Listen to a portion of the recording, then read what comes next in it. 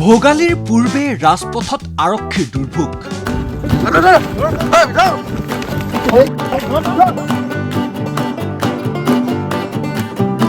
আৰক্ষীৰ এয়া নতুন ডিউটি বুলি ভাবি আকৌ ভুল নকৰিব।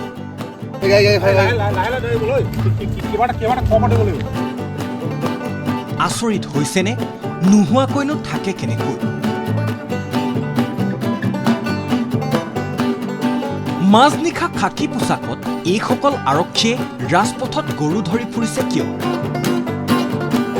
দুৰ্ঘটনা ৰোধ বা গৌ মাতাক বিপদৰ পৰা বচাবলৈকে এই প্ৰচেষ্টা নেকি আৰক্ষী?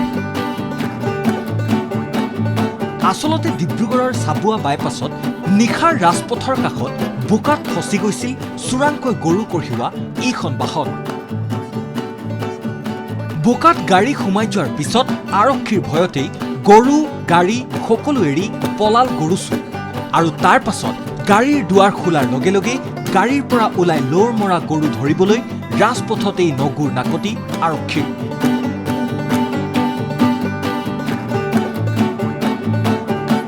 ডিব্ৰুগড়ৰ পৰা ডেভিড বুঢ়াগোহাঁইৰ ৰিপৰ্ট ND24।